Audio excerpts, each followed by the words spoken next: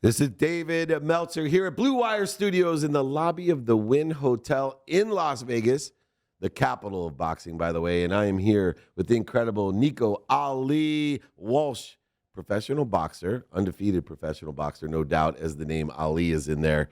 And he's the grandson of the incredible Muhammad Ali. But I'm naming this the Unfinished Legacy edition of Entrepreneurs, the Playbook. Yes. And I'll tell you why. Not only obviously did your grandfather create an extraordinary legacy for the world, but I lost my mentor today, and I want to give a shout out to Bob Proctor, who passed this morning, and I just found out, and I looked at your shirt that says Unfinished Legacy, and I said to myself, that's exactly how I feel for what Bob Proctor has taught me. Fortunately, I only have internal bruises from what I have to unfinish, and yours are continuing in both internal and external. I'm going to start with the obvious question: pressure. You know, everyone's seen the movie Creed, and the minute I met you, I'm like, man, you're like the real life Creed. I mean, I could imagine, being Muhammad Ali's grandson and being a boxer. I can imagine being his grandson and being a teacher, or a podcast host, but what does that perspective, for you, because obviously your middle name is Ali, everybody knows who you are, and when you step into even a sparring situation, people go giddy. They're already giddy here. Like, make sure, can you get him to sign me some gloves or something? Yeah. What does that feel like? Well, honestly, it's a blessing and a curse. That's how I was just raised to believe it. And for most of my life, I saw it as a curse. Even when I was not in boxing, I was getting compared to my grandfather in school. Hey, you're not getting good enough grades. You're not acting right. What would your grandfather be doing? So I've always felt the pressure. Just with boxing, it's so much more enhanced. And since my pro debut, I've learned to embrace it, which is the most empowering feeling, because I can't run from the name. As much as I've tried, there was a period where I didn't let people call me Nico Ali Walsh. I just said, my name's Nico Walsh, and I wouldn't wear any of my grandfather's clothing. And I have a tattoo of him right here, and I would cover it up. So I was like trying to hide and run away, and people were still finding out. So I just realized that I have to just embrace it, and that's what I've been doing since I turned pro.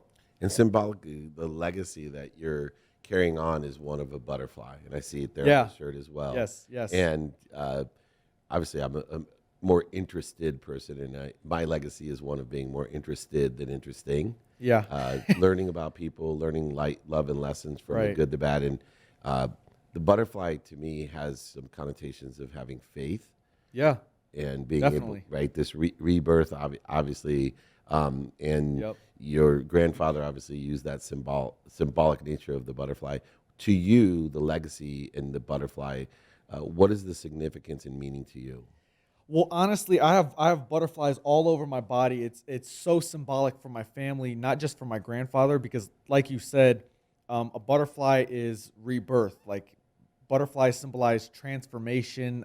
Growth is the biggest thing, from a caterpillar to a butterfly. So in the fact that my grandfather used to say, float like a butterfly, sting like a bee, my whole life, we every time we would see a butterfly, we'd be like, that's Poppy. That's what I called my grandfather. Sure. So it just took on such a more powerful meaning when he had passed away. And it's just, I mean, you hit all points. It stands for so many things. And the poetic nature of your grandfather as well, I would think, as carrying on a legacy, he was more than just the greatest boxer of all time, Yeah. more than just one of the greatest humanitarians of all time. He was, to me, a poet. Yeah, And yeah. one of the things that I can do or compare myself with or strive to be like your grandfather is I have been compared to, in the poetic nature in which I speak, in the eloquence in which I can communicate.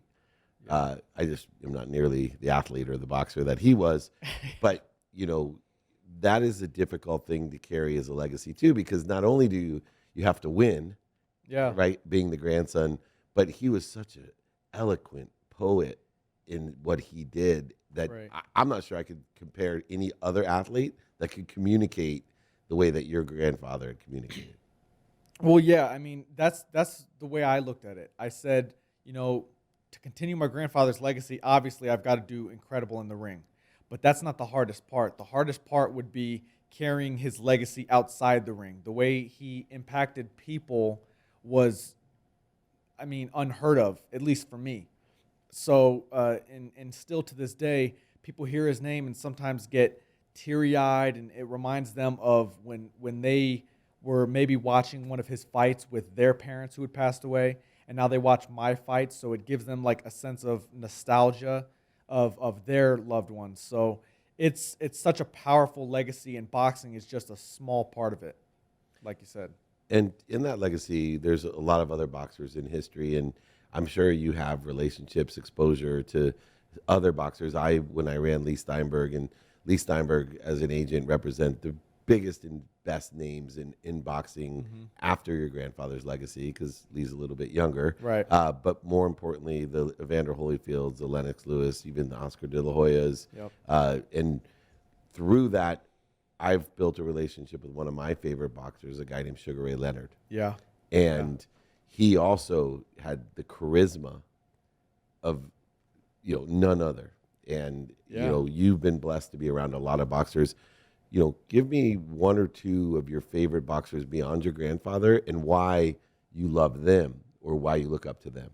It's actually funny you mentioned Sugar Ray Leonard, because my top 3 boxers, of course, number one's always got to be my grandfather. Obviously. If I wasn't related, I would still be like yourself. He would be my number one. How could he not? Just because, yeah. He's the world's greatest. Right. But Sugar Ray Leonard is my number 3 or my number 2. Canelo's in there too. Nice. I love Canelo. So, but Sugar Ray Leonard, I've looked at my whole life. Because he reminded me of my grandfather. They had the same trainer in Angelo Dundee. So, I mean, yeah, like you said, his style, his charisma was unparalleled to the other fighters, and he made some of the greatest fights of all time too. So he's up there for me. And, with those boxers that you mentioned, one of the things I think about is an attribute or a characteristic that makes the difference between what I call about the extra mile and the empty mile. See, Sugar Ray Leonard, Canelo, and Muhammad Ali, they lived in what I call the empty mile. And believe it or not, the empty mile is not competitive because there's no one like you. There's no one better. That's Mike Tyson's in the empty mile. And the difference that I found in my career of being able to enter the empty mile is that there's a lot of people that will go the extra mile every once in a while. People that go the extra mile every day, like your grandfather, like you live in some place that no other people compete in. When you can go the extra mile every day, be consistent and persistent in the pursuit of your own potential, regardless of the unfinished legacy, regardless of the name, when you can do it yourself, for yourself, so you can benefit other people, that's when you enter the empty mile.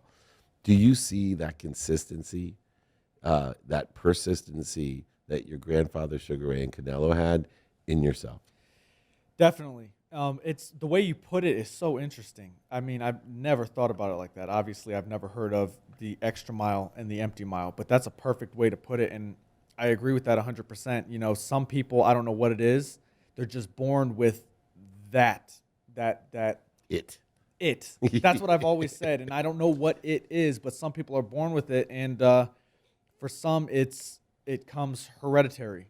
And I would like to think for myself that it's hereditary, because whatever my grandfather had, that it factor, I do believe I have. And it's a mentality. It's the willingness to go that extra mile every day, which I believe people will start seeing in myself, because that's how I am. That's how my mother is. That's how my grandfather was. And I think people will see that. And I talk about energetic and genetic inheritance. Yep. And I see that in you. There's an energy. And I've known, as we talked, your grandmother and your aunt and several people in your family, and I feel that energetic and genetic inheritance. And one of the things is a certain inner strength. Yeah. How do you define, that attribute of your own strength comparatively to your aunt, to your grandmother, to your grandfather, that all have this inner light? And where do you think you derive that strength from?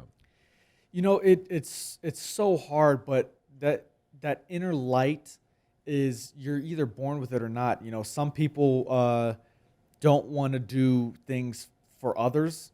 I hate to say, but that's just how my grandfather was so willing to do things for others. Everything he did, even in boxing, was for his people, was to impact the lives of the people around him. And I feel like I was born with that trait, whether I want to be born with it or not. So I feel like I have that inner light in me, which is a blessing. And yeah, I mean, I think my grandfather had an extremely powerful mentality. And then that got passed down to Layla because she went into boxing, and I'm sure she received so much criticism being Ali's daughter and then now fighting. So then that went from Layla to now me. Now I'm Ali's grandson fighting. Everyone who wants to fight me wants to knock out Ali's grandson. Everyone who spars me wants to hurt Ali's grandson. So that mental strength, I think, gets passed down, and I'm glad to have it. Yeah, and the mindset, heart set, and the hand set certainly got Yes. knocked down and passed down as well. One of the other interesting legacies is religion and race. I see your grandfather as someone that wanted to unite the world. Yeah, definitely. He was someone that I saw, especially when I see his interactions with Howard Cosell, which were coming from more of my background. Yeah. And I watched a lot of those two interact with one another. It was interesting because they learned to not only appreciate how much they were similar, and they were very dissimilar people. Yeah.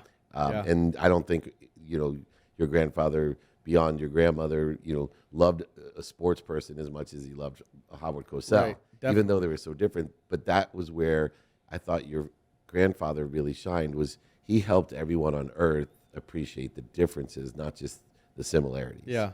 And for you obviously are in a different time and a different space when Yeah. it comes to race and religion. Obviously, the last 2 years have created even a different perspective, Yeah. which is when you really started your professional career. How are you dealing with the race and religion card, because it was such an integral part of what your grandfather did to, truly unite the world? That's how I was raised, through my parents and obviously through my grandfather. I was raised Muslim, so I'm Muslim just like my grandfather was. And yeah, I just saw my grandfather as a symbol of unity. And like you said, he had people embrace the differences. We're not all alike.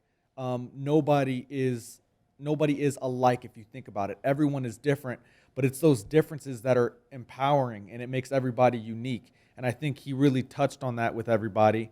And I think that was an interesting perspective for him to take. And it's a lot different. What my grandfather went through in terms of race relations back in the 60s was, nothing like today. But I've been raised in a biracial family. My dad's white, my mom's black, and so I'm biracial.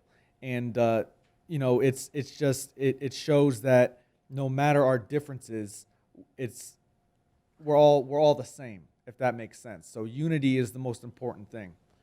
If I would ask you, as we talk about the unfinished legacy is being the same as, right, carrying on, but it also, to me, is being yourself. Yeah. And, that is a legacy, an unfinished legacy, who you are, Nico. And so if I was going to ask you, what's the characteristic or attribute that you have that's most similar to your grandfather, but which attribute or characteristics is the most different, is the most Nico? It's so funny because we are so different, my grandfather and I, but we have so many similar traits. Our sense of humor was so similar, but I think our biggest thing that everyone will say, everyone who knows me and my grandfather will agree with, is that our love for people, our care for people, that want to unite people, I have that. And I think that's my biggest similarity with my grandfather. But aside from that, I hope it's his speed too. yeah, you know what? That everyone tries to get me to compare my speed with my grandfather. No one will be as fast as him, and no one will move even their footwork even Sugar Ray who's really fast. Exactly. And He then would Sugar say Ray he's was not his fast. own level. Right. So Yeah. it's like, it's so hard to try and be like somebody else. It's almost impossible. Yeah. And then you get people like Sugar Ray Leonard or Canelo who are great, and they're one of the greats in their own rights, and that's what makes it perfect. But yeah, I would say I wish I was as fast as my grandfather. That's good though. What's the difference? What's the number one difference between what's going to be your legacy that's different? You know, I want to learn from my grandfather's mistakes. My grandfather knew he had many mistakes, and believe it or not, his biggest vice was pretty women. Yeah. And I watched the movie. yeah, so you know, Yeah. and my mom knew this, and growing up, she was like, my mom would always say, "Don't trust a big butt and a smile." And that's what she would tell my grandfather, and we would all laugh about it. But it's funny because that was his vice, and I want to learn from that. Basically, it's not just women. It's just it's stay focused. You know, don't fall under the temptations of anything that'll detract you from your goal, which is continuing the legacy. I was with your dad at the Pump Brother event, and he was being honored there. And Really? I was blessed, being Warren Moon's partner, to sit with him. And the one line that held true to me was he talked about, he said, "Dave," I Yeah. do a good invitation, but he said, "You either suffer from discipline or you suffer for regret." Yeah. And he That's said, true. "One has a much better outcome." And he said, "It has in my life." Yeah. And it stuck with me, and I know we elevate our heroes. I used to say Lee Steinberg, who I ran Lee Steinberg Sports Entertainment, famous sports agent, that he could come into a room after I've done weeks, sometimes months of work to negotiate a business deal or an athlete. And he literally would come in sometimes and he would say, and they were like, "Oh my God, he's such a genius." Yeah. So I always wonder when, I take those one-liners from my superheroes, like your grandfather. What's your favorite piece of advice that your grandfather gave to you? Man, I spoke to him so much about life, but I mean, towards the end when I started boxing, I spoke to him a lot about boxing, and he told me so many little pieces of advice, like do plenty of road work, eat right, those kind of things. But then I asked him the question I always wanted to ask him, and it was, what makes a fighter? Like, what is your opinion? What makes a fighter great? And he said moving and dancing. And it sounds so simple, and I think a lot of people would take it as just moving and dancing. But to me, it's not just moving and dancing. What he was saying was moving like him, basically. And that's the way I took it. And for some reason, that's always stuck to me. And I always think about it when I'm boxing. And that's my favorite piece of advice that he's given me. Well, I know you're going to live in the empty mile, carry on the unfinished legacy. Thank you. You're an incredible boxer already, but what I love about you is you seem to be a wise old soul. I am an old soul for sure. Yeah, and I really love that about you. Thank and you. I really will enjoy watching you throughout your career, and your legacy goes far beyond the ring, even though you're undefeated, and probably will remain that way for a while, as I will be your number one fan after meeting you. Thank you. Nico Ali Walsh, professional boxer, undefeated professional boxer, but a true legacy, the unfinished legacy of Muhammad Ali. Thank you for joining me